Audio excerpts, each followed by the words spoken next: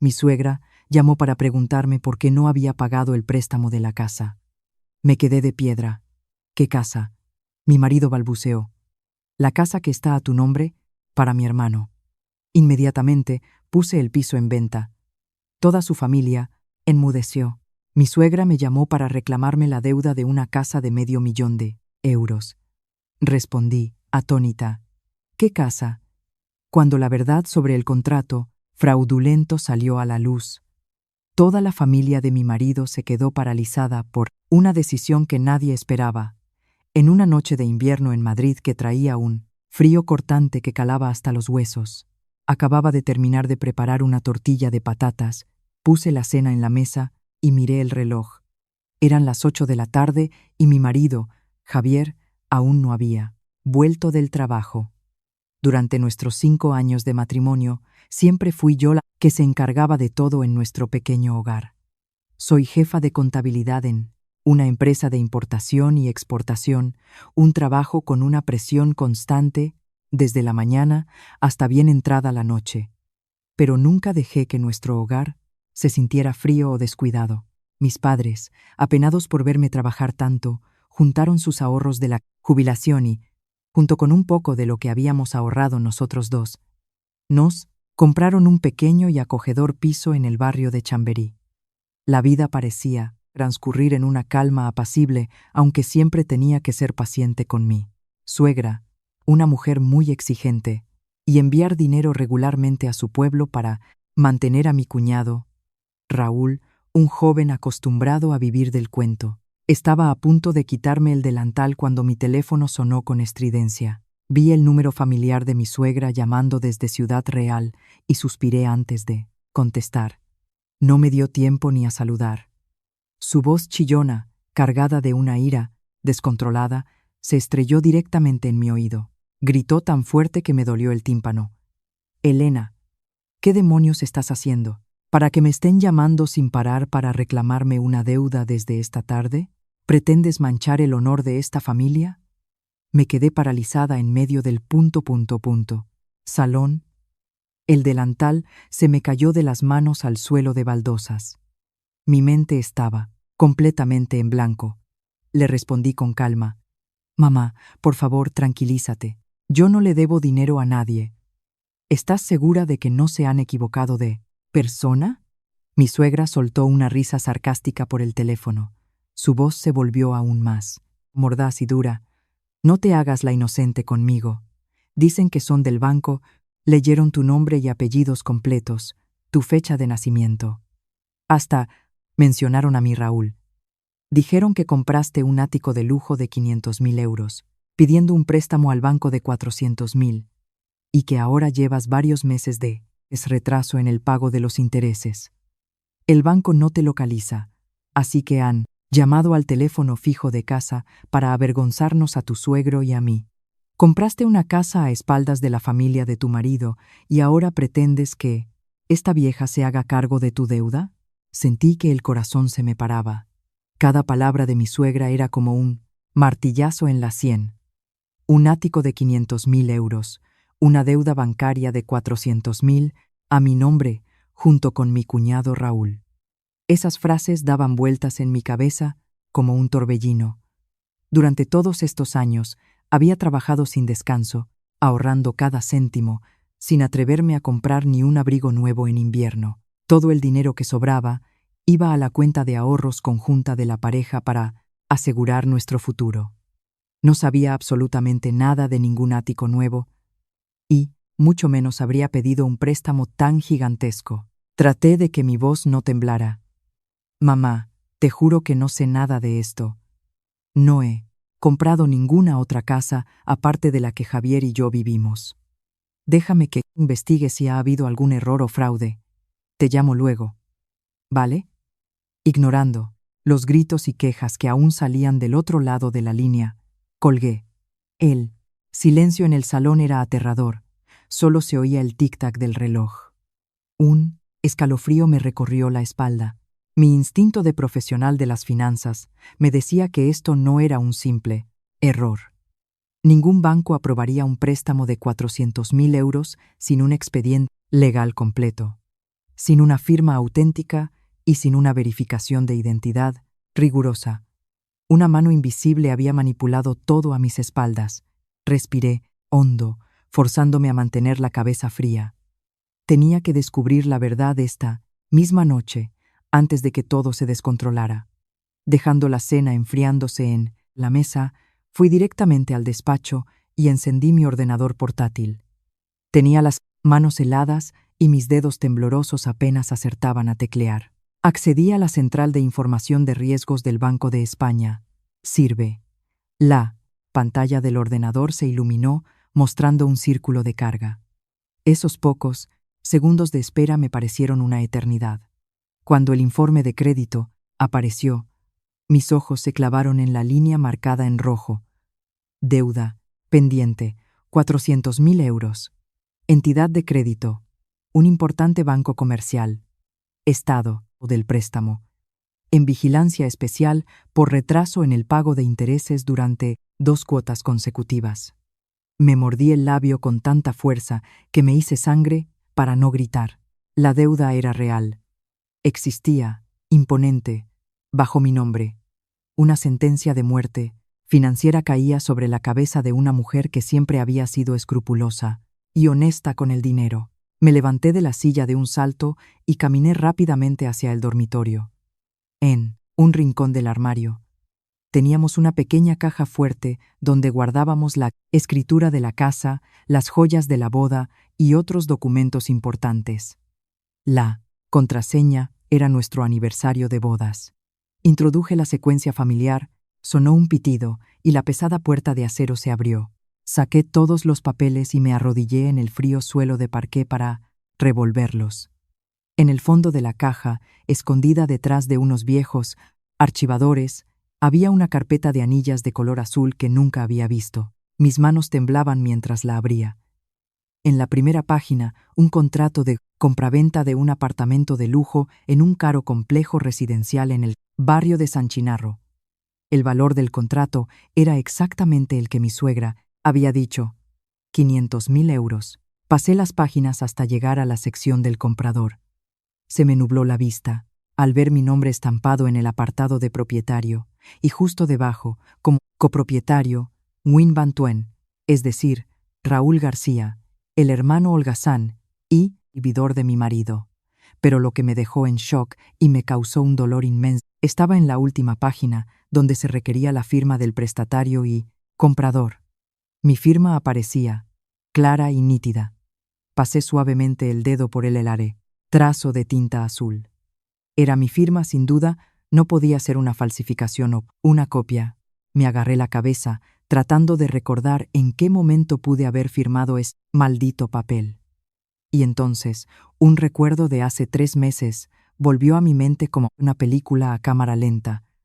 Era una noche de lluvia torrencial. Javier llegó, tarde del trabajo, empapado, con cara de agotamiento y prisa. Sacó de su maletín un fajo de documentos y me los puso delante. Dijo que la empresa estaba pasando por una inspección de Hacienda sobre el IRPF y que necesitaba mi firma para la deducción por cónyuge y para una declaración cruzada de patrimonio. En ese momento, acababa de lavarme las manos después de cuidar a mi sobrino, él, hijo de mi hermana que había venido de visita.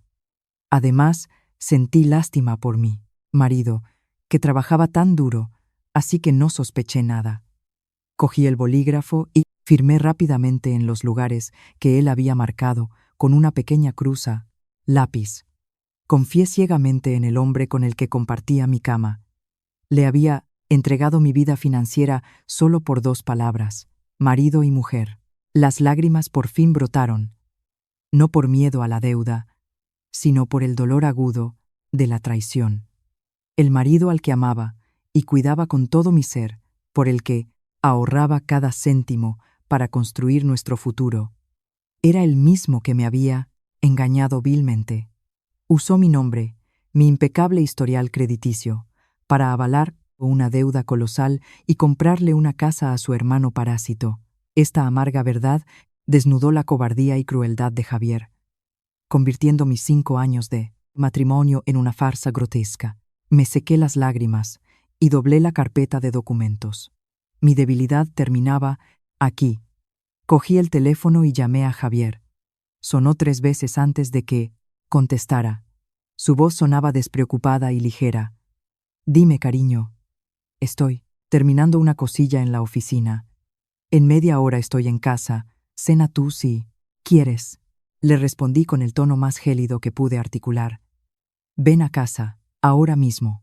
Si en 20 minutos no estás en el salón, sacaré todas tus cosas a la calle. Sin esperar su reacción, colgué bruscamente. Fui al salón y encendí todas las luces. Me senté erguida en el sofá, con la carpeta azul sobre la mesa de cristal. Mi corazón ya no latía desbocado. La ira se había solidificado en un bloque de hielo. Exactamente 20 minutos después, oí el sonido de la llave en la cerradura. Javier entró, con una expresión de desconcierto y cierta molestia. Se quitó los zapatos y estaba a punto de reprocharme algo. ¿Qué te pasa? Ya te he dicho que estaba ocupado en el trabajo y tú montando un escándalo. Se cayó en seco al ver mi rostro asesino y la carpeta sobre la mesa. Javier se quedó paralizado. Su rostro, sonrosado por el frío de la calle, se tornó blanco como el papel. Se acercó, con la mirada fija en la carpeta azul. Sabía que todo se había descubierto. Señalé la mesa con la barbilla. Explícamelo. ¿Qué es este piso de 500.000 euros? ¿Y esta deuda de 400.000 que pesa sobre mí? ¿Por qué mi nombre aparece, junto al de Raúl en este contrato de préstamo? Javier tragó saliva con dificultad. Sus piernas temblaron, como si no pudiera sostenerlo, y se dejó caer de rodillas junto a la mesa. Se mesó el pelo, con la mirada huidiza, sin atreverse a mirarme a los ojos. Empezó a suplicar. Cariño, por favor, cálmate y déjame que te explique. No es lo que piensas, solo quería ayudar un poco a mi hermano. Golpeé la mesa con tal fuerza que los vasos de cristal temblaron. ¿Ayudar un poco?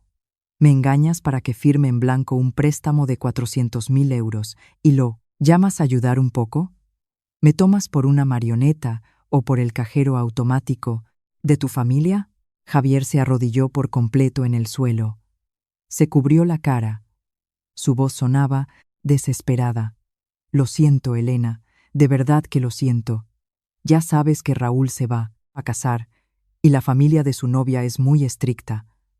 Dijeron que si no tenía un piso en Madrid, no habría boda. Mi madre me llamó desde el pueblo llorando a mares, amenazando con quitarse la vida si yo, como hermano mayor, no lo solucionaba. No podía quedarme de brazos cruzados. Mis ingresos son bajos. El banco no me daba un préstamo tan grande. Solo tu nómina era lo suficientemente buena, y tu historial de crédito es excelente. Solo iba a usar tu nombre temporalmente. Raúl y yo prometimos que nos mataríamos a trabajar para pagar las cuotas mensuales. No quería preocuparte. Por eso te lo oculté. Me eché a reír. Una risa amarga que resonó por todo el salón. Usar mi nombre y que tú y tu hermano pagaríais las cuotas. Entonces, ¿por qué el banco ha estado llamando a casa de tus padres para reclamar la deuda? ¿Por qué tu madre me ha llamado para insultarme como si fuera basura? Eres un cobarde y un mentiroso. Como no puedes cuidar de tu propia familia, sacrificas la vida de la mujer que duerme contigo. Juntó las manos, suplicando. Me equivoqué, 1000 veces me equivoqué. Estos últimos meses el trabajo no me ha ido bien. Y Raúl perdió su empleo y no ha encontrado nada nuevo. Por eso nos retrasamos con las cuotas. Por favor, por el amor que nos hemos tenido estos 5 años, sálvame esta vez. Juntos podemos trabajar y pagar la deuda. Esa casa, al fin y al cabo, también es patrimonio nuestro. ¿Amor de pareja? En el momento en que me engañaste para firmar ese papel, el amor entre nosotros murió. Me levanté y señalé la puerta principal. Lárgate de mi casa. Ahora mismo. Esta casa la compraron mis padres con el sudor de su frente. No hay lugar para un estafador como tú. Vete de aquí antes de que llame a seguridad para que te echen. Javier me miró con ojos desesperados, pero al ver mi actitud firme y fría, supo que no podía insistir más. Se levantó torpemente y arrastró sus pesados pies hacia la puerta. El portazo sonó seco, rompiendo por completo mis últimas ilusiones de un hogar feliz. Sola en la casa silenciosa, no lloré. Las lágrimas no iban a resolver esa deuda, es monumental. Soy una mujer de más de 30 años, curtida en el mundo de los negocios durante años. Conozco la regla básica de supervivencia en una crisis: quien llora, pierde. Fui al baño y me lavé la cara con agua fría para mantener la mente despejada. Cogí la maleta más grande del trastero y abrí el armario de Javier. Empecé a meter toda su ropa, zapatos y objetos personales dentro. Actuaba de forma mecánica pero decidida. Cuando terminé, saqué la maleta al pasillo y la dejé, tirada frente a la puerta. Volví al despacho, encendí la impresora e imprimí 3 copias de una demanda de divorcio de mutuo acuerdo. Rellené mis datos, firmé y las dejé sobre la mesa del salón. A continuación, cogí el teléfono y llamé a Marco. Es un agente inmobiliario de mucho prestigio en Madrid, la misma persona que me ayudó a encontrar este piso. Eran las 10 de la noche, pero Marco contestó al instante. Elena, ¿qué tal? ¿Me llamas tarde? ¿Pasa algo urgente?, preguntó con su habitual entusiasmo. Marco, necesito que me ayudes con algo, de inmediato. Necesito vender 2 propiedades urgentemente. Una es el piso donde vivo ahora, en Chamberí. La otra es un ático de lujo en San Chinarro. En el ático soy copropietaria, pero la titular del préstamo hipotecario soy yo. Necesito que encuentres compradores lo más rápido posible, aunque sea por un precio ligeramente inferior al de mercado. Necesito el dinero para cancelar la hipoteca y liquidar todo. Marco, al oír mi tono urgente, carraspeó. Elena, con esa determinación, seguro que ha pasado algo gordo, ¿verdad? Mándame ahora mismo fotos de las escrituras, los contratos de compraventa de ambos inmuebles. Mañana a primera hora los subo a nuestro sistema y pongo a mi equipo a enseñar las propiedades. Tu piso de Chamberí está en una ubicación privilegiada, te garantizo que vuela. Para el de San Chinarro, buscaré un equipo de inversores especializados en activos con cargas hipotecarias. Justo después de enviarle los documentos a Marco, el teléfono volvió a sonar. Era mi suegra. Seguramente Javier la había llamado para pedirle ayuda. Bebí un sorbo de agua tibia y contesté. Al otro lado, la voz de mi suegra chillaba como si la estuvieran matando. Elena, ¿te has vuelto loca? ¿Te atreves a echar a mi hijo de casa en plena noche? No olvides que eres mi nuera. Debes obedecer a tu marido. Esa casa es de mi hijo. No tienes derecho a echarlo.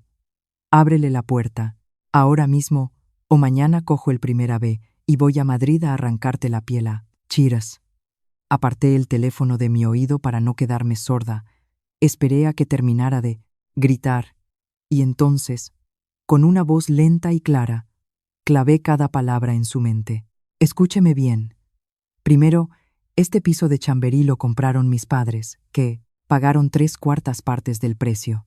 La escritura está solo a mi nombre. Su hijo no puso ni un céntimo, así que tengo todo el derecho a echarlo a la calle. Segundo, no sabía nada de ese ático de 500.000 euros. Su hijo se aprovechó de mi confianza.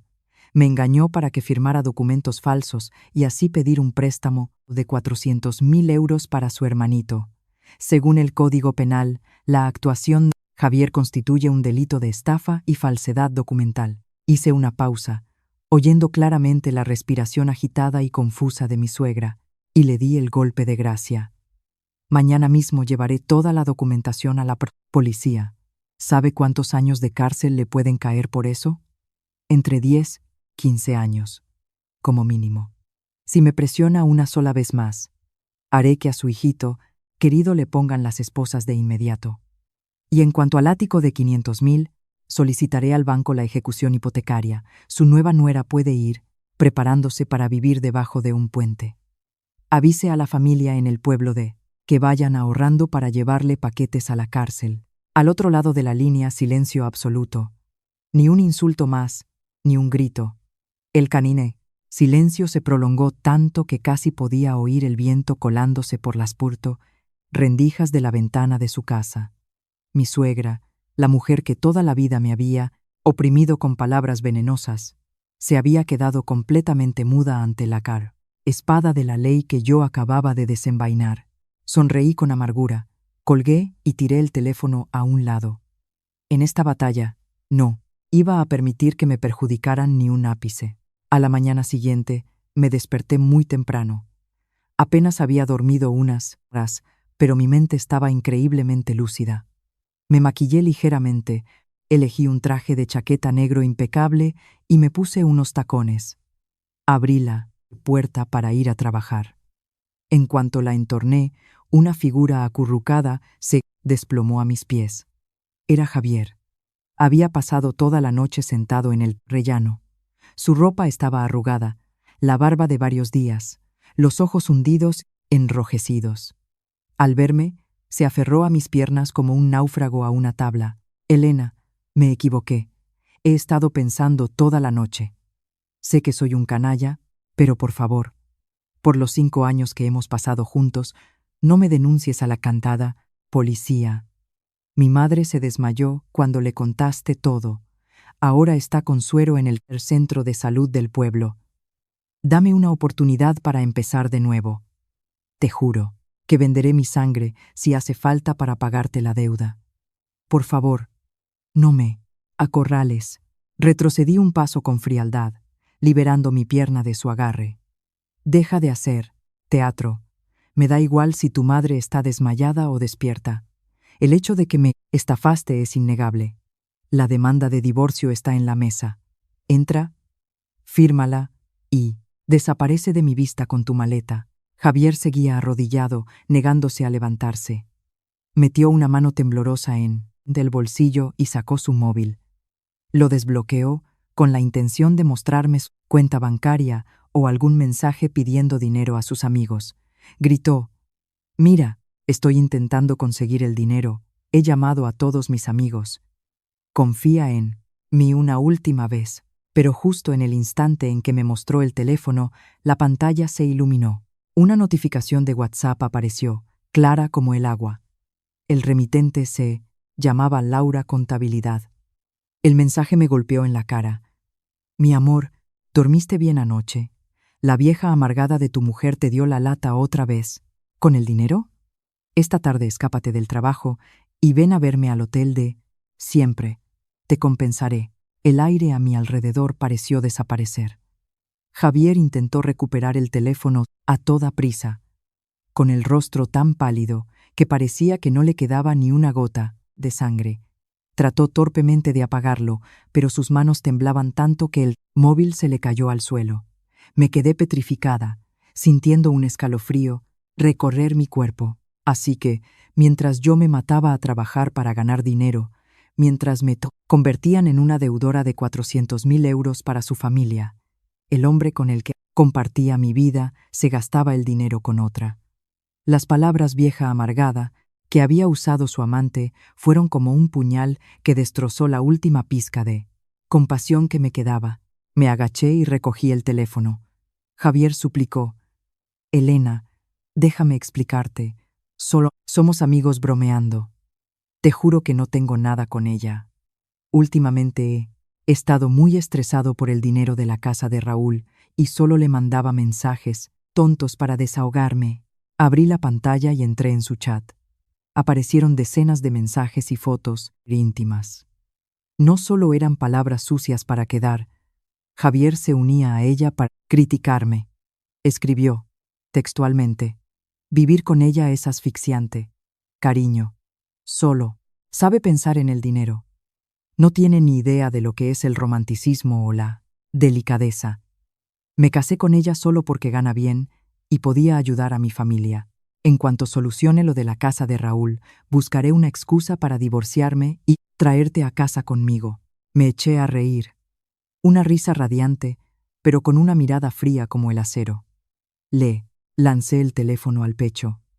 Así que esta es la verdadera cara del hombre al que llamaba mi marido. Eres un gran actor, Javier. Interpretas muy bien el papel hijo devoto y hermano responsable. Pero en el fondo no eres más que un parásito y un traidor que vive de las mujeres. Lo señalé directamente a la cara, escupiendo cada palabra. Mi paciencia contigo se ha acabado en este preciso instante. No llamaré a la policía, porque no quiero que mi vida se vea salpicada por basura como tú ni un segundo más. Pero, escúchame bien, esta misma tarde, este piso y el ático se venderán. Con el dinero, pagaré hasta el último céntimo de la deuda bancaria. Lo que sobre será mío. Tú y tu familia os quedaréis en la calle con una mano delante y otra detrás. Entré en casa, cogí la demanda de divorcio y se la tiré a la cara. Firma. Ahora, en la sección de bienes y deudas comunes, he dejado claro que los bienes se reparten según la aportación de cada uno y cada cual paga sus deudas. El préstamo para la casa de tu hermano es cosa tuya y de Raúl. Firma y lárgate con tu amante. Si dudas un solo segundo, imprimiré todos estos mensajes y los enviaré a tu empresa, a la familia de esa tal Laura, y entregaré tu expediente fraudulento en comisaría. Javier supo que lo había perdido todo. Las pruebas eran irrefutables. Con la mano temblorosa, cogió el bolígrafo y garabateó una firma deforme al final del documento. Ya no tuvo el valor de mirarme a la cara. Cogió su maleta y se fue, arrastrando los pies. Cerré la puerta de un portazo y eché la llave. El barco, llamado matrimonio, se había hundido, y yo, por fin, desembarcaba. Mañana comenzaría una nueva batalla. La batalla para recuperar mi libertad y lo que me pertenecía. Esa mañana, el cielo de Madrid estaba gris. Nubes densas y oscuras se acumulaban en el horizonte, anunciando la llegada de un frente frío. El paisaje sombrío exterior contrastaba por completo con la claridad y determinación de mi mente. Después de echar a Javier y cerrar la puerta, no me permití descansar. Preparé una tetera de té caliente. Me senté en el salón y revisé cuidadosamente todas las escrituras, libretas de ahorro y pólizas de seguros. Este piso en Chamberí era el resultado del esfuerzo de mis padres, que habían ahorrado cada céntimo para su hija.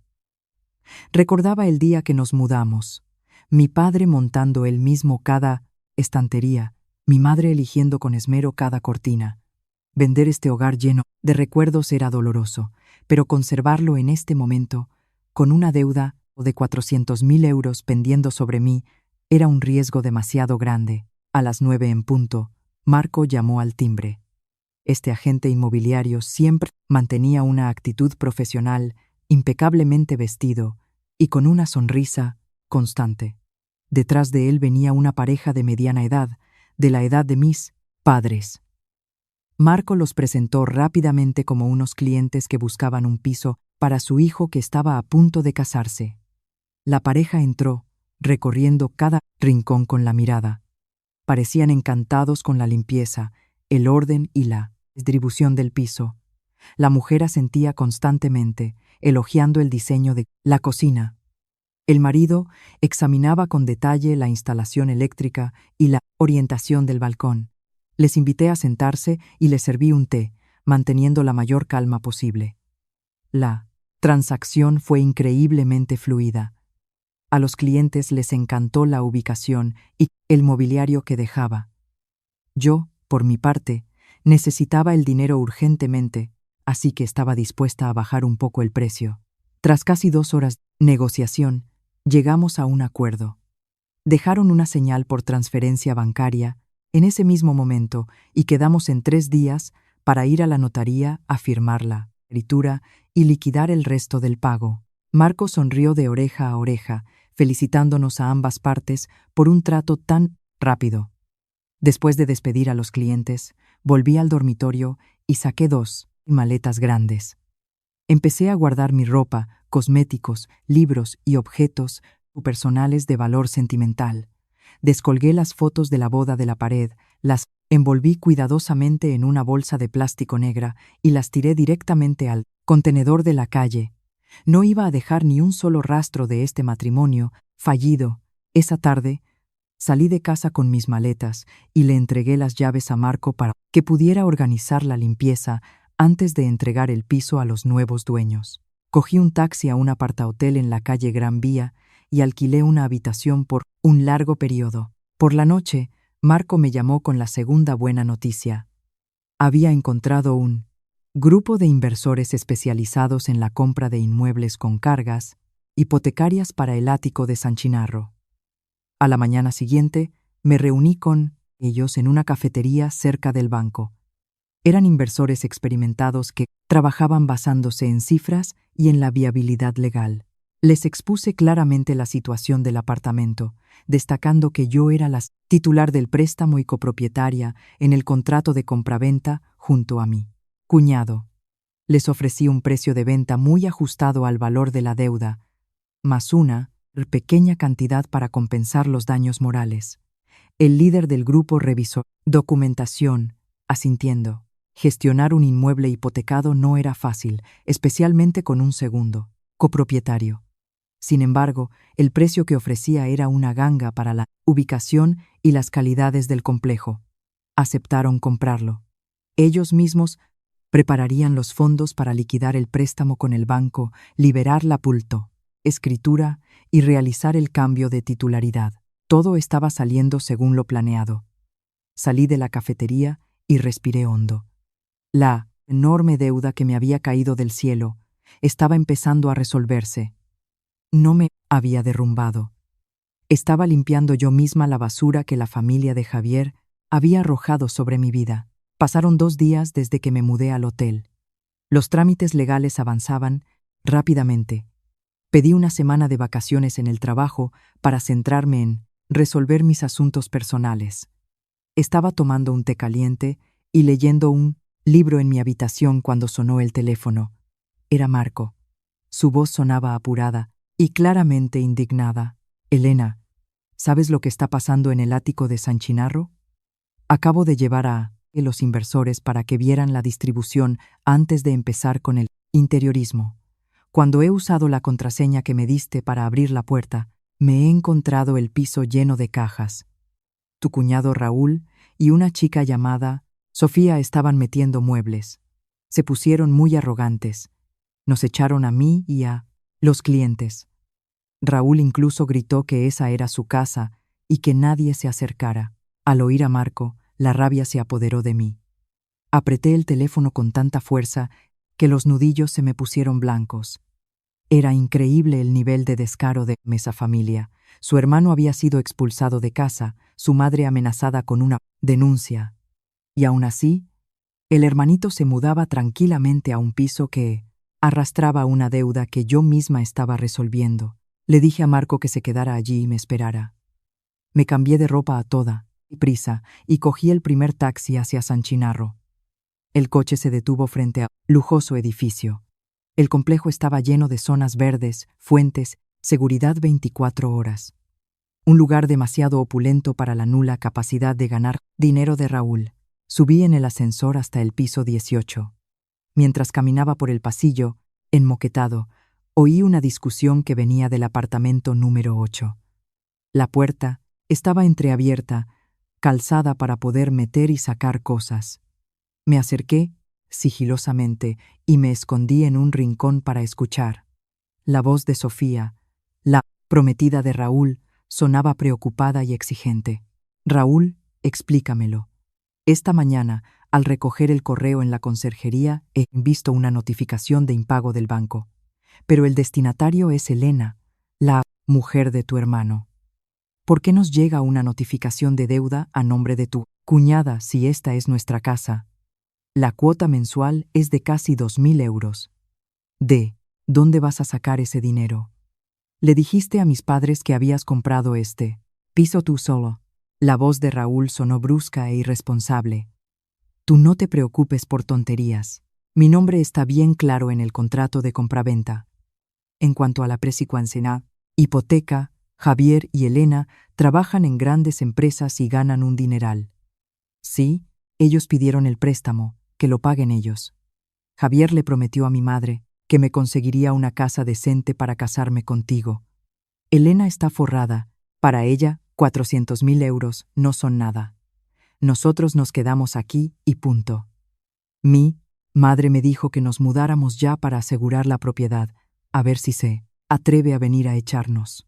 Cada palabra de Raúl era como una aguja clavándose en mis oídos. El egoísmo y la dependencia de esa familia habían superado todos los límites de mi paciencia. Me veían como un cajero automático, una marioneta a la que exprimir. Respiré hondo y empujé la pesada puerta de madera maciza. Se abrió de golpe, golpeando la pared con un estruendo. Entré, plantándome en medio del salón, lleno de cajas de cartón y bolsas de plástico. Raúl y Sofía se giraron de un salto. La expresión de Raúl cambió rápidamente de sorpresa a confusión, y luego a un desafío descarado. Me miró con altivez. ¿Qué haces aquí? Esta es mi casa, no tienes nada que hacer aquí. Si te has peleado con Javier, vete a discutir a tu casa. No vengas a molestar a mi futura mujer y a mí. Me acerqué a él, con una mirada tan afilada como un cuchillo. Le dije, articulando cada palabra. ¿Tu casa? ¿De dónde sacaste el dinero para comprar este piso de €500.000? Fue tu hermano quien me engañó para que firmara papeles falsos, usando mi solvencia para hipotecar 400.000 euros y comprarte esta fachada de lujo. No has pagado ni un céntimo de las cuotas. ¿Con qué derecho te atreves a ladrarme? Sofía, a su lado, temblaba mientras abrazaba un cojín. Me miró con los ojos muy abiertos y luego miró a Raúl. Empezaba a darse cuenta del terrible engaño en el que estaba metida. Raúl, al ver que la situación se le iba de las manos, intentó alzar la voz para tapar la verdad. No digas tonterías. Mi nombre está en el contrato. Si te atreves, llama a la policía. Solté una risa seca. ¿Quieres que llame a la policía? De acuerdo. Saqué el móvil, pero no llamé a la policía. Llamé al administrador de la finca y a Marco, de nuevo. Se lo dije todo, delante de Raúl. Este apartamento está en proceso de venta a un nuevo propietario. Yo soy la titular del préstamo y tengo todo el derecho a solicitar al banco el bloqueo de este activo. Ahora mismo, tú y tu novia recogéis toda vuestra basura y os largáis de aquí. Si en 15 minutos no habéis desaparecido, pediré a seguridad que os desaloje por la fuerza. Si quieres un escándalo, haré que todo este lujoso complejo se entere de la clase de estafadores que sois tu hermano y tú. Raúl se quedó sin palabras, con el rostro pálido. Sofía rompió a llorar, tiró el cojín al suelo y salió corriendo por la puerta, sin mirar atrás. Raúl se quedó, paralizado un momento, y luego, con aspecto miserable, empezó a meter sus cosas en unas bolsas de tela. Me quedé de brazos cruzados, observándolo sin pestañear. En esta guerra no había lugar para la compasión. Al volver a mi habitación de hotel, después del tenso enfrentamiento en el frenático, me sentí agotada. Esta batalla por el divorcio y la liquidación de deuda me estaba consumiendo más energía de lo que pensaba. Me serví un vaso de agua y me senté junto a la ventana, observando el tráfico de la Gran Vía. Todo estaba sucediendo demasiado rápido. Hace solo unos días era una esposa dedicada. Ahora tenía que convertirme en una guerrera, blandiendo una espada para cortar las cadenas que me ataban a una familia política tóxica. Mientras divagaba, mi teléfono vibró. Un número desconocido. Dudé un momento antes de contestar. Al otro lado de la línea, oí sollozos y una voz entrecortada. Elena, soy Sofía. Siento molestarte a estas horas, pero no sé a quién recurrir. ¿Podrías contarme toda la verdad, por favor? Al escuchar la desesperación en la voz de la joven, sentí una punzada de compasión. Sofía era solo otra víctima en la farsa que la familia de Javier había montado. Sus padres querían que tuviera un buen hogar en la capital, y eso no era un crimen. El error fue confiar en una panda de estafadores que usaban una falsa opulencia como cebo. Suspiré Mi voz se volvió más grave, con la calma de una mujer adulta. Sofía, tranquilízate. Si quieres saber la verdad, te la contaré. Javier me engañó para que firmara una supuesta declaración de la renta para poder pedir un préstamo de 400.000 euros para ese piso de 500.000. Incluyeron a Raúl como copropietario para impresionar a tu familia. No tienen ninguna capacidad para pagar esa deuda. El banco lleva meses reclamándomela. Además de eso, Javier me estaba siendo infiel, quejándose de mí con su amante y diciendo que solo me aguantaba para sacarme dinero y comprarle el piso a su hermano.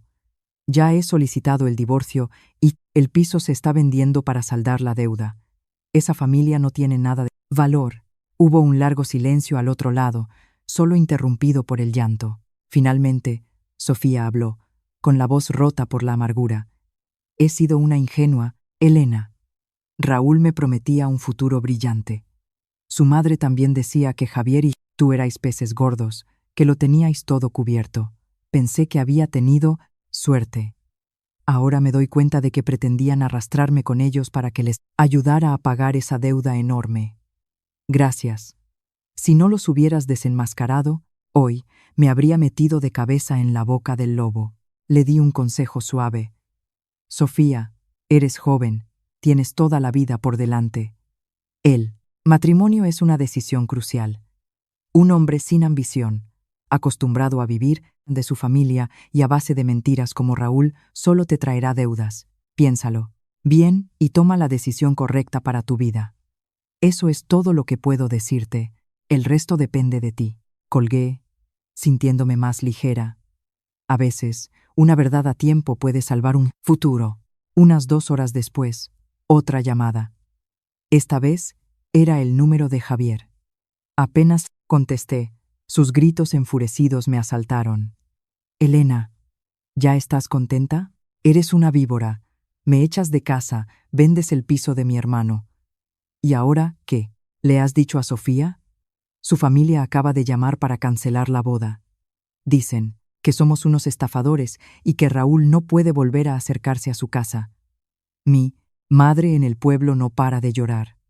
Has destrozado a mi familia. ¿Es eso lo que querías? Puse el teléfono en altavoz y mientras él gritaba, empecé a pelar una manzana, tranquilamente. Cuando se quedó sin aire, le respondí con frialdad. Javier, sigues sin darte cuenta de tu error, ¿verdad? Quienes han destrozado esta familia sois tú y la codicia sin límites de tu madre. Tú me estafaste, me fuiste infiel y consentiste la vagancia de tu hermano. Yo solo le dije la verdad a Sofía, una chica decente que no merecía ser arrastrada a vuestro lodazal. Deberías preocuparte por ti mismo. Mañana el juzgado te citará para el divorcio. Recuerda llevar a tu amante para celebrarlo. Sin dejarle decir nada más, colgué y bloqueé su número para siempre. Con gente sin un ápice de dignidad.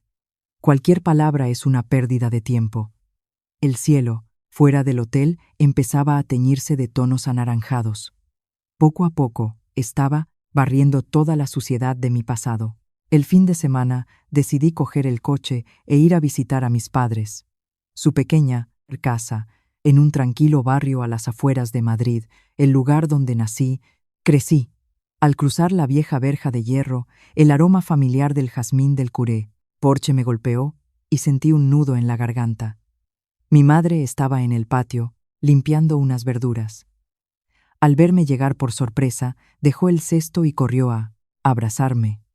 Mi padre, que regaba sus orquídeas, dejó lo que estaba haciendo y me miró entrecerrando los ojos.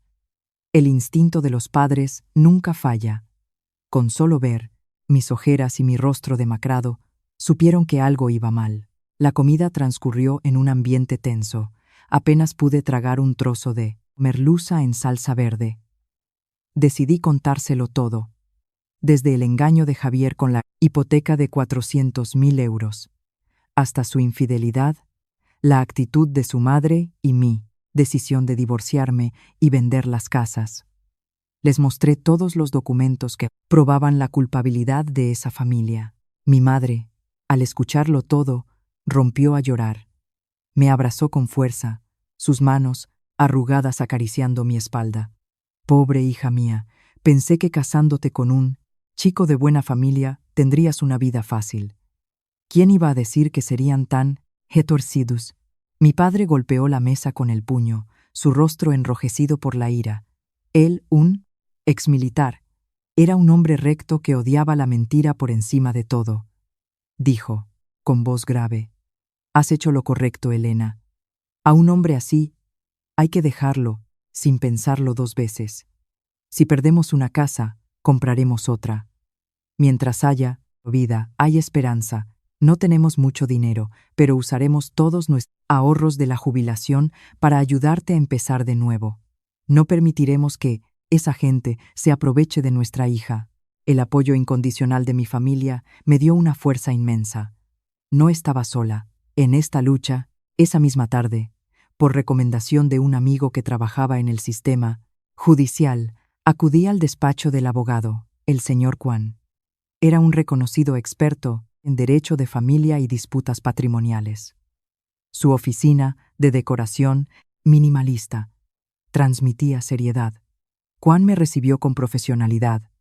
Me invitó a sentarme y me sirvió una taza de té. Le expuse toda la historia con claridad, entregándole el contrato de crédito, en original que demostraba el engaño de Javier, junto con las capturas de pantalla de los mensajes con su amante. Kwan examinó cada documento con atención, sus ojos brillando con agudeza. Después de unos 30 minutos, levantó la vista y asintió con aprobación. «Señora Elena, es usted una mujer increíblemente valiente e inteligente. Es muy raro que un cliente en su situación mantenga la cabeza tan fría como para reunir pruebas tan contundentes. Legalmente, tenemos todas las de ganar. Primero, respecto a la deuda de 400.000 euros, tenemos pruebas de que el señor Javier la engañó para firmar el contrato. En un juicio, solicitaría la nulidad parcial de esa transacción por vicio en el consentimiento. Sin embargo, su decisión de vender proactivamente el inmueble para saldar la deuda ha sido una jugada maestra que le ha evitado quedar registrada en los ficheros de morosos», señaló otro fajo de papeles. Segundo, sobre el divorcio y el reparto de bienes. Tenemos pruebas de que el piso de Chamberí se compró mayoritariamente con dinero de una donación de sus padres, lo cual, sumado a las pruebas de infidelidad su marido, hará que el juez proteja sus intereses y le otorgue una parte mayor hasta el patrimonio.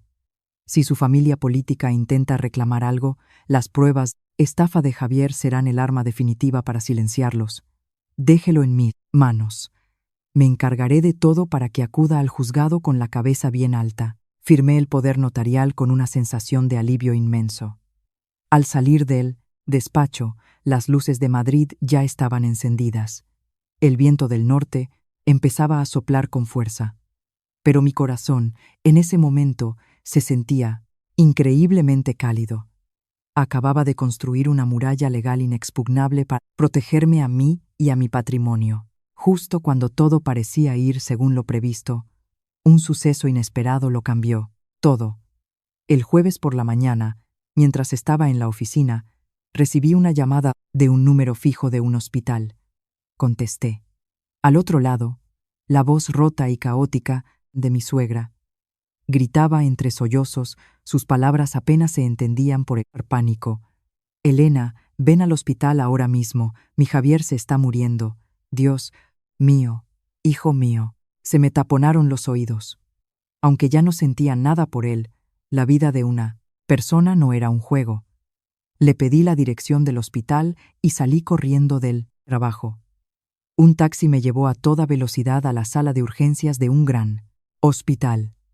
El ambiente era, como siempre, asfixiante y caótico. Al cruzar las puertas de cristal, vi a mi suegra y a Raúl sentados, hundidos, en los bancos del pasillo. La ropa de ella estaba sucia, el pelo revuelto, los ojos hinchados de tanto llorar. Raúl estaba acurrucado en un rincón, con la cara pálida y la mirada perdida. Al verme, mi suegra se abalanzó sobre mí como una fiera herida. Me agarró de la solapa de la chaqueta y empezó a gritar en medio de la sala. «Mujer malvada, tú has llevado a mi hijo a esto. Lo echaste a la calle, lo forzaste a divorciarse, lo empujaste a la muerte. Anoche se emborrachó por la pena y cayó desde un segundo piso en la pensión donde vivía. El médico dice que tiene una lesión medular grave, que podría quedarse paralítico. Devuélveme a mi hijo, sano». Todas las miradas se volvieron hacia nosotras. Los murmullos empezaron a surgir.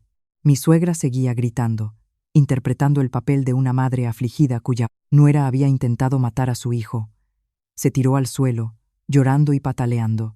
Yo me mantuve firme, sin retroceder ni mostrar miedo.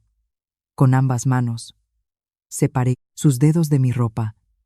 La miré a los ojos y con una voz tranquila, fría y suficientemente alta para que todos la oyeran, dije: «Levántese y hable con Nor. Propiedad. Esto es un hospital, no un escenario para su melodrama. Su hijo tiene 35 años, no 3. Engañó a su mujer para conseguir dinero para su hermano. Se fue a un hotel con otra. Y yo lo descubrí. Lo eché de mi casa para proteger mi patrimonio. Si él por su cuenta se emborracha y se cae por las escaleras, es consecuencia de su propia irresponsabilidad y debilidad». Señalé a Raúl, que se encogió aún más. «¿Me culpa a mí? ¿Por qué no se mira así, misma? Su consentimiento ciego y el parasitismo de su otro hijo son los que han llevado a Javier a este punto. Usted lo presionó para que le comprara una casa. Su hermano le cargó con una responsabilidad que no podía asumir, obligándolo a estafar a su propia mujer. Es usted quien ha empujado a su hijo por las escaleras, no yo». Mis palabras, duras como martillazos, la dejaron sin respuesta. Mi suegra se quedó con la boca abierta, incapaz de replicar. La gente a nuestro alrededor, que ahora entendía la historia, cambió su mirada de compasión a desprecio hacia ella y su hijo inútil. En ese momento se abrió la puerta de urgencias. Salió un médico con rostro serio. Llamó a los familiares del paciente. Mi suegra corrió hacia él. El médico informó que Javier estaba fuera de peligro, pero que la columna vertebral estaba gravemente dañada. Necesitaba una cirugía compleja para estabilizar la médula, con un coste de decenas de miles de euros, y una rehabilitación larga y difícil. Al oír la cifra de la operación, a mi suegra le fallaron las piernas y se desplomó. Se giró para mirarme, con una expresión de súplica desesperada. Pero ya era demasiado tarde. Mi corazón se había cerrado por completo a esa familia. Me di la vuelta y me marché, dejándolos atrás con las ruinas que ellos mismos habían construido. Una semana después de la escena en el hospital, mi vida había vuelto a una cierta normalidad. El trabajo me mantenía ocupada. Seguía en el hotel, donde el espacio reducido me daba una sensación de seguridad y tranquilidad. Todos los trámites legales estaban en su fase final. La demanda de divorcio había sido admitida a trámite. Pensaba que nuestras vidas ya discurrían por caminos paralelos, sin volver a cruzarse. Pero el destino tenía otros planes. El miércoles por la tarde, al volver al hotel, la recepcionista me detuvo. Me dijo que 2 personas que decían ser familiares míos llevaban 3 horas esperándome en la zona de sofás. Fruncí el ceño y me acerqué. Acurrucados en un lujoso sofá de terciopelo estaban mi suegra y su tío abuelo, el hermano de mi suegro, que había venido del pueblo. Al verme, mi suegra se levantó de un salto, pero no con su habitual agresividad. Su rostro estaba demacrado, con profundas ojeras. Se lanzó hacia mí y, para mí, sorpresa, se arrodilló en el brillante suelo de mármol del vestíbulo. Su gesto repentino hizo que varios turistas extranjeros se giraran. Curiosos. Intenté levantarla, pero se negó. Las lágrimas corrían por sus arrugas mientras suplicaba con voz rota: «Elena, por favor, te lo ruego. Sé que me he equivocado. Estos días han sido un infierno. Perdóname a mí y perdona a Javier». Está postrado en una cama. El médico dice que hay que operarlo ya si quiere tener alguna esperanza de volver a caminar, pero se niega a firmar el consentimiento. Dice que ha perdido a su mujer, su casa, su honor, que para vivir como un inválido. Prefiere morir. Lleva 2 días en huelga de hambre. Hija, te lo suplico, ve al hospital y habla con él. Solo una palabra tuya puede salvarle la vida. El tío abuelo se acercó, apoyándose en su bastón. Con rostro apenado dijo: sobrina, sé que esta familia te debe mucho. Javier se portó fatal y su madre es una insensata, pero no se le pega a un hombre caído. Ahora mismo, la vida es lo más importante. Él solo te escuchará a ti. Por caridad, como si hicieras una buena obra para salvar una vida, ve y dile unas palabras para que se tranquilice y se opere. Después, toda la familia nos aseguraremos de que te pida perdón como es debido. Me quedé paralizada, con el pecho oprimido. Mi rabia seguía intacta, pero ver a aquella mujer, antes tan arrogante, ahora humillada y de rodillas en público, me provocó una extraña lástima. Su soberbia y su codicia le estaban costando un precio muy alto.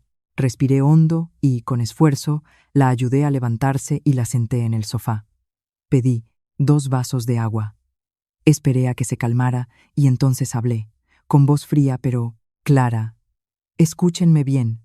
Iré al hospital a ver a Javier, pero no voy porque los haya perdonado. El daño que me ha hecho, la deuda que me cargó, su traición, nada de eso se puede borrar. Voy por un último gesto de humanidad, porque no quiero tener la vida o la muerte de nadie sobre mi conciencia. La miré a los ojos y le puse mis condiciones. Iré solo una vez. Hablaré con él, a solas. Y después de eso, cualquier vínculo entre su familia y yo se habrá terminado para siempre. No vuelva a intentar atarme con el chantaje emocional. Si está de acuerdo, iré. Mi suegra asintió frenéticamente. De acuerdo. Todo de acuerdo. Con tal de que vayas y lo convenzas, no volveré a molestarte en la vida. Me giré hacia el tío, que también asintió. Les dije que se adelantaran, que yo iría más tarde. Al verlos marcharse, encorvados y abatidos, suspiré.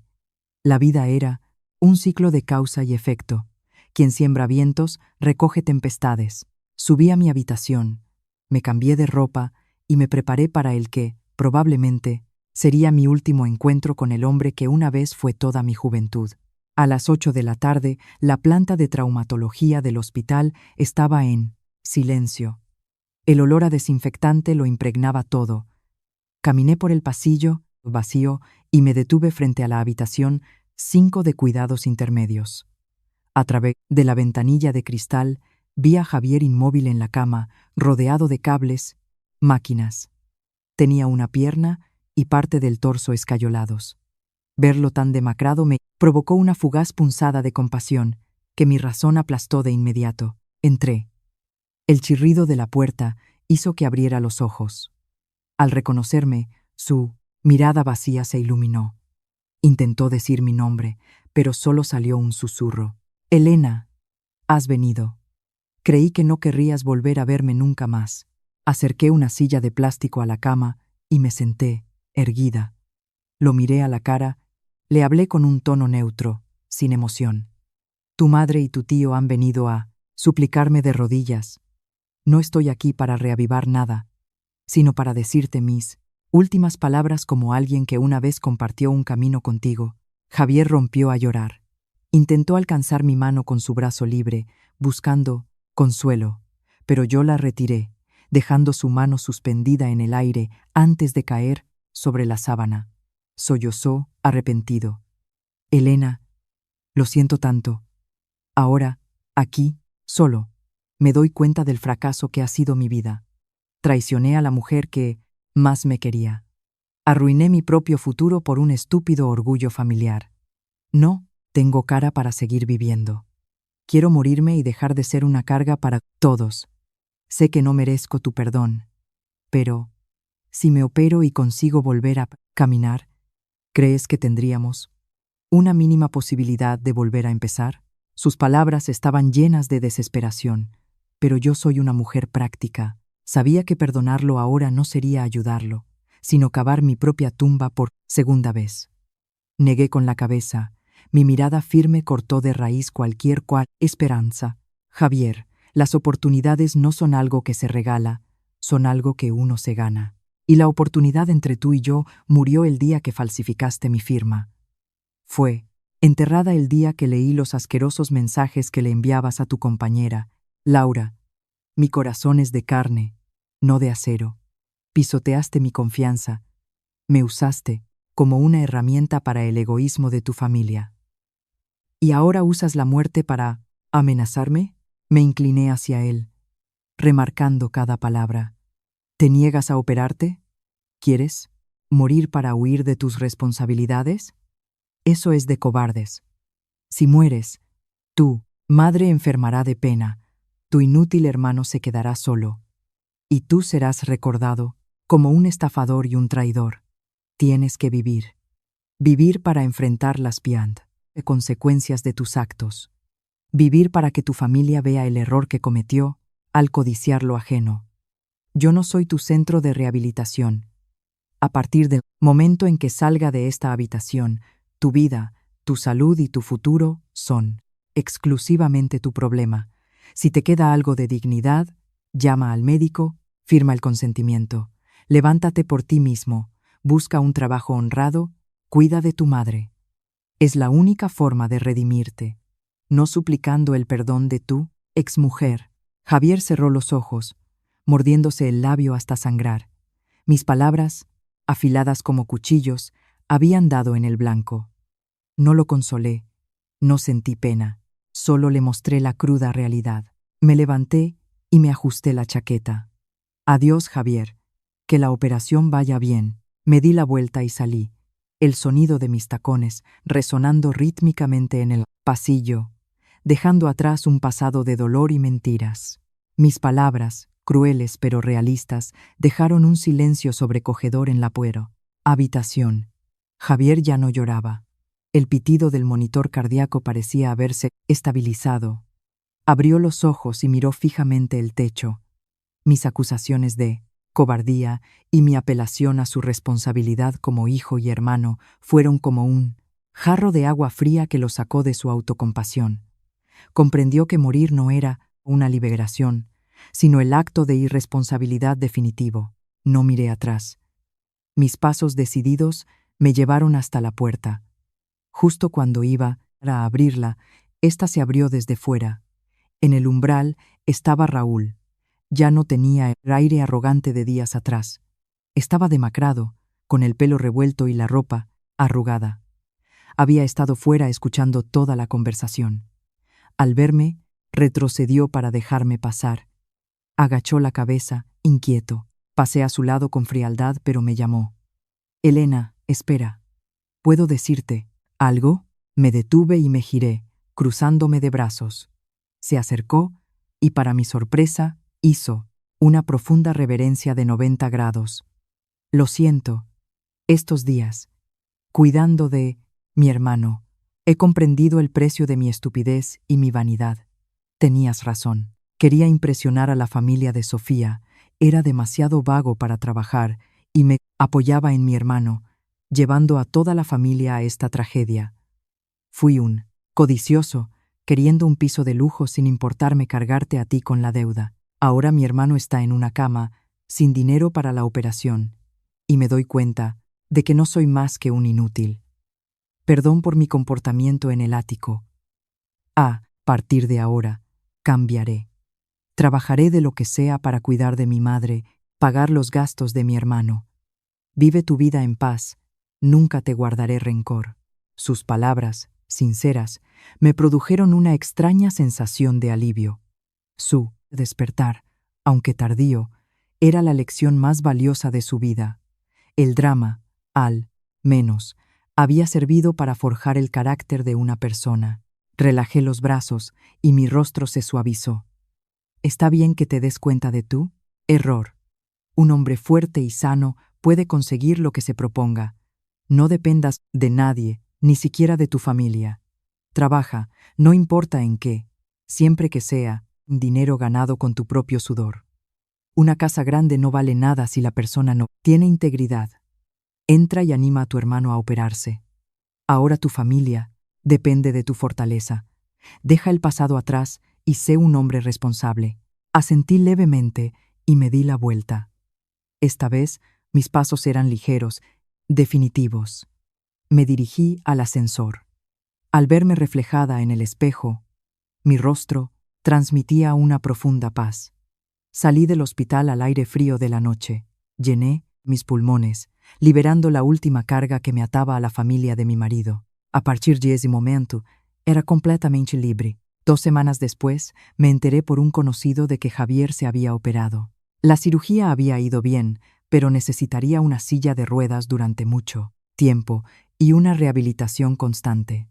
Raúl había cumplido su palabra y trabajaba como mozo de almacén para pagar las facturas. Sin embargo, los problemas no habían terminado. La codicia de mi suegra, azuzada por sus parientes ante las enormes facturas del hospital, resurgió. Contrataron a un abogado de poca monta y me enviaron un burofax exigiendo que pagara todos los gastos médicos de Javier y que, al no haber sentencia de divorcio firme, el piso de Chamberí era un bien ganancial y me exigían la mitad de su valor. Leí la carta con una sonrisa amarga y llamé a mi abogado, el señor Juan. Esa misma tarde organizó una reunión a 3 bandas. En la sala de reuniones, el abogado de la otra parte habló sin parar sobre las obligaciones conyugales. Cuando terminó, mi abogado abrió su maletín y puso 3 gruesas carpetas sobre la mesa. «Colega», dijo con una sonrisa gélida, «creo que su cliente no le ha informado de todos los detalles. Primero, sobre el piso de Chamberí, aquí están los extractos bancarios que demuestran que fue una donación de los padres de mi clienta. La aportación del señor Javier fue 0. Segundo, y más importante, le invito a que revise esta carpeta. Señaló el contrato de crédito y un informe pericial caligráfico. Pruebas irrefutables de que el señor Javier estafó a mi clienta y falsificó documentos para obtener un préstamo de 400.000 euros. Sin mencionar las pruebas de su infidelidad. Si insisten en sus demandas, remitiremos este caso de estafa y apropiación indebida a la Fiscalía. Entonces, su cliente no solo estará en una cama de hospital, sino que se enfrentará a una pena de 10 a 15 años de prisión. Le sugiero que le explique claramente las implicaciones penales del asunto». El otro abogado palideció al ver las pruebas.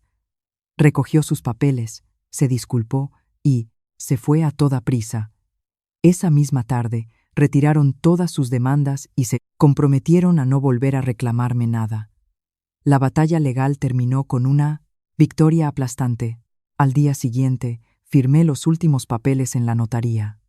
El dinero de la venta de ambas propiedades se ingresó en mi cuenta. Fui al banco y liquidé la hipoteca, los intereses y las penalizaciones.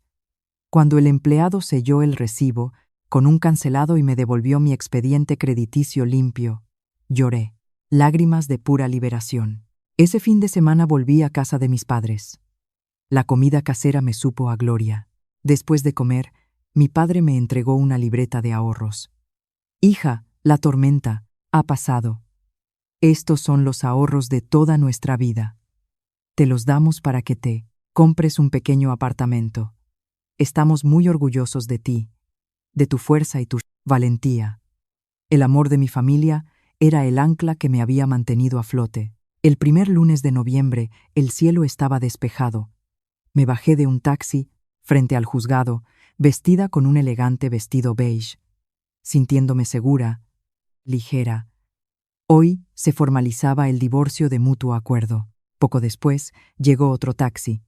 Raúl bajó, sacó una silla de ruedas y ayudó a Javier a sentarse. Javier, aunque delgado, tenía mejor aspecto. Ya no había rabia ni reproches en su mirada. Al verme, asintió a modo de saludo. El trámite fue rápido. Ante el juez, ambos confirmamos que no había vuelta atrás ni disputas sobre bienes o hijos. La sentencia de divorcio, con su sello rojo, fue nuestra carta de libertad. Al salir, Javier le pidió a Raúl que se detuviera. Me miró con una sonrisa, triste pero sincera. «Elena, Te deseo una vida llena de paz. Eres una mujer maravillosa, y yo no supe valorarte. Perdón por todo el daño que te hice. Le sonreí amablemente. Tú también. Cuídate y recupérate pronto. Dejemos el pasado atrás. Vive bien el resto de tu vida. Les dije adiós con la mano y me marché en dirección opuesta, sin mirar atrás. Con el dinero que me sobró de la venta y los ahorros de mis padres, le pedí a Marco que me buscara un pequeño y coqueto apartamento de un dormitorio cerca de mi trabajo. Lo encontré en un piso 15, con un balcón que miraba al sureste. Dediqué los fines de semana a decorarlo a mi gusto. Un sofá verde aguamarina, una cama de roble macizo. En el balcón puse macetas de petunias de colores vivos y una orquídea. El primer domingo en mi nuevo hogar me desperté temprano. Preparé un café, puse música clásica suave y salí al balcón. El amanecer sobre la ciudad era espectacular. Los primeros rayos de sol me calentaban los hombros. Miré las calles bulliciosas abajo y respiré hondo el aroma de la libertad y el orgullo. La tormenta había quedado atrás.